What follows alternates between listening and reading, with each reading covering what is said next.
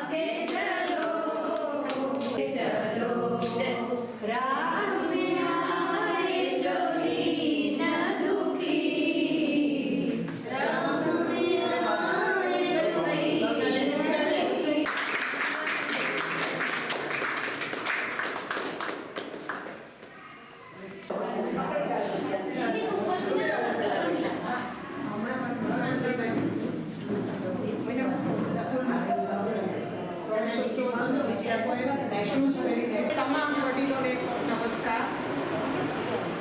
આજે તમે બધા જ અહીંયા આવ્યા એ બદલ તમારો બધાનો ખૂબ ખૂબ આભાર। આજે અમારી સંસ્થા 70 વર્ષની થઈ। 1956માં આની સ્થાપના થઈ હતી, 1 જુલાઈ 1956, અને આજે થઈ 1 જુલાઈ 2026। 70 વર્ષથી આ સંસ્થા ચાલી રહી છે।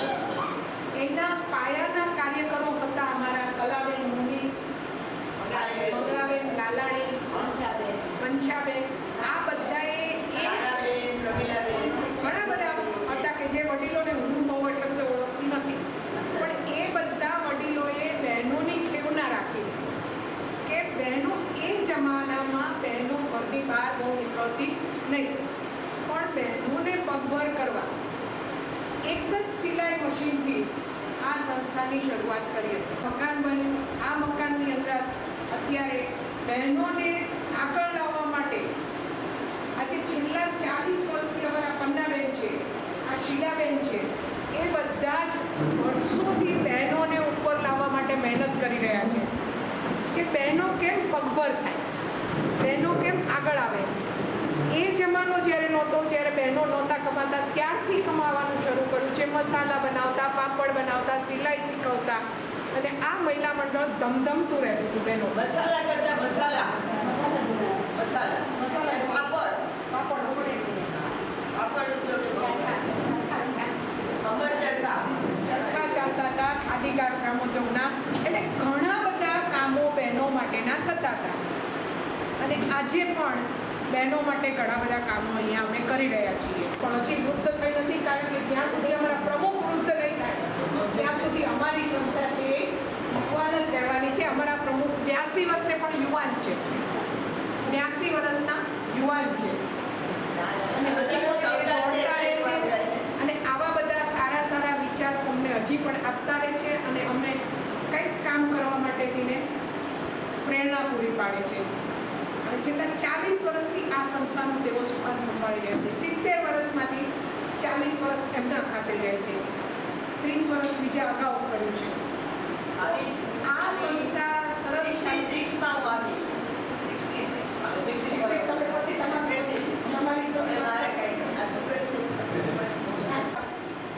સાંજનો હળવો નાસ્તો આપીએ કે જેથી તમારું પેટ પણ ભરાય અને તમને પાચનની પણ તકલીફ પડે નહીં. જો આપણી તંદુરસ્તી આપણે જાળવીએ તો આપણે ખૂબ સરસ રીતે લાંબુ આયુષ્ય જીવવું એવું જરૂરી. સ્વસ્થ આપણે શું કામ કોઈની ઉપર આધારિત રહેવું? આજે તમે બધા ભગવાનની મત ચાલે છે, કેટલું બધું દાન આવે છે, લોકો આપે છે તમારા માટે, પણ જ્યારે આપણા હાથ પગ ચાલતા હોય ત્યારે આપણે કોઈની ઉપર આધારિત રહેવું જોઈએ. પછી આપણે આળસુ થઈ જઈએ. કોઈ મને એ માનસિક વૃત્તિ આપણે કાઢી નાખવાની જરૂર છે. મારાથી થાય એટલું હું કરું, તમે બીજું કાંઈ ન કરો, પણ આશીષભાઈને પૂછો કે તમારે ત્યાં મદદની જરૂર છે, એવું શ્રમદાન કરો. આપણે પૈસાનું દાન નથી, મદદરૂપ થવાની આપણી ભાવના હોવી જોઈએ. આજે અમારા પન્નાબેનને આટલી ભાવના થઈ કે આપણો સ્થાપના દિવસ છે ત્યારે આપણે આવું કંઈક કરીએ. બરાબર? તમે બધા આવ્યા, તમને બધાને ખૂબ સરસ. કદાચ હું નાની છું તમને કાંઈ પણ કહેવા માટે, પણ મને જે વિચારો આવ્યા એ મેં તમને. મારે ઘરે 94 વર્ષના બા છે. મારા બા 94 વર્ષના છે. હમણાં દોઢ મહિનો પથારી માર્યા, પણ એને મનોબળ એટલું બધું છે કે ઊભા થઈ ગયા ત્યારે ચાલવા માંડ્યા. લોકો જે ખાસાઓ પથારીમાં હતા, બધું જ પથારીમાં કરતા હતા ને બચા. એ તમારી મનોબળ, માનસિક તમારી ઈચ્છા શક્તિ હોવી જોઈએ. તમને ઈચ્છા થવી જોઈએ કે હું કોઈકની માટે કંઈક કરું. જો એવી ઈચ્છા શક્તિ મનથી હશે તો તમે ક્યારે પણ શારીરિક રીતે ગરડા થશો નહીં. કંઈક કરવાની વૃત્તિ રાખો. કોઈકનું કંઈક કરવાનું, લેવાની એટલી વૃત્તિ હોવી જોઈએ નહીં. શ્રમદાન આપો, કોઈ પણ વસ્તુ કરો. જો એ કંઈક કરશો તમે હંમેશ માટે તંદુરસ્ત રહેશો. બરાબર? હું કંઈ બેઠો છું, તમે બધા આવ્યા, એ બધા તમારા બધાનો ખૂબ આભાર. રમતનું નામ સાંભળ્યું જ કોઈએ? બેન હમણાં કોઈએ નહીં સાંભળ્યું હે? હમણાં કોઈએ નહીં સાંભળ્યું હોય. નહીં સાંભળ્યું હોય તો એમને સમજાવવું ખ્યાલ છે, સમજાવવું. પડશે. એટલે યસ હવે એની અંદર શું છે, તમને કવડો કાગળ આપવામાં આવે, ટિકિટ આપશો. એ ટિકિટમાં નંબર લખાય. નંબર વાંચતા તો ટિકિટ આવડે જ કેટલાને? ઇંગ્લિશમાં નંબર વાંચતા આવડે છે બધા ઘણા છે. કારણ કે મોબાઈલ વાપરતા હોય હા પાડી દેવાનું. શું કરવાનું? એ નંબરમાં કાળું પાડી દેવાનું. પછી આમાં જો એક લાઈન, બીજી લાઈન ને ત્રીજી લાઈન છે, 3 લાઈન છે. અને પછી આખા બધા જ નંબર થઈ જાય ત્યારે એ હાઉસી કહેવાય છે. બરાબર? હવે આની અંદર અમે 4 ઇનામો આપવાના છે. પહેલી લાઈનનું, બીજી લાઈનનું, ત્રીજી લાઈનનું ને ફૂલ હાઉસી. 4 ઇનામો અમને બધા સમજ્યા? તમે સમજ્યા? હું જે કહું છું એ સમજાણું? ન સમજાણું? સમજાયું બધાને?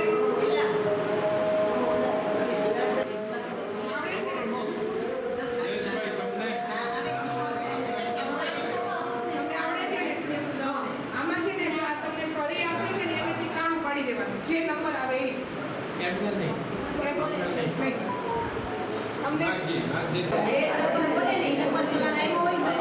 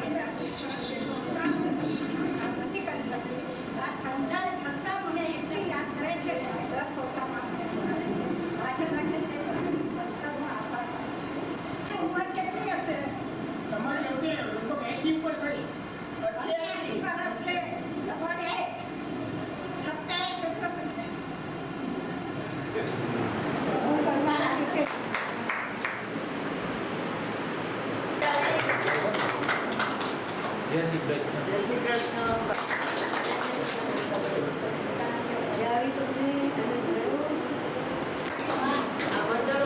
એક મિનિટ વાત કરી દઉં કે આ ચંદ્રિકાબેન મુનિ અમારા સભ્ય છે કાયમી મહિલા મંડળના. સતત મહેનત કરી, રોજ જ આવવાનું એને મંડળમાં.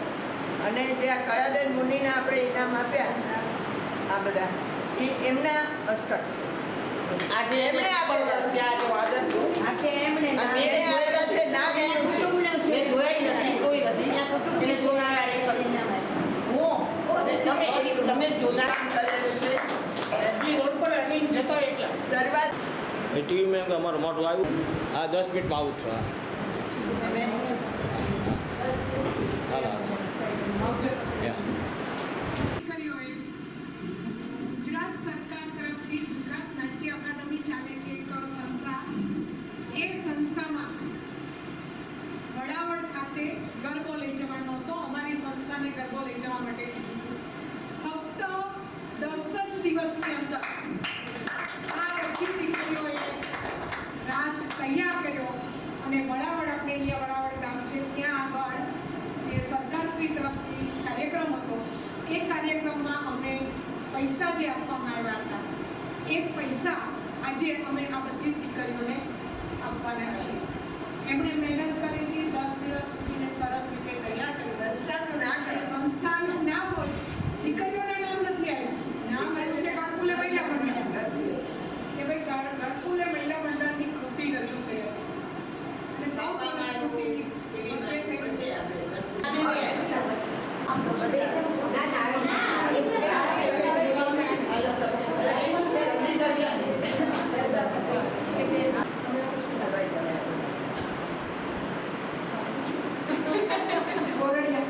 પાછું આપણે કરવાના છે પ્રોગ્રામ. નાસ્તો કરી પંચાસના કાજલ સંઘવી માની સંઘવી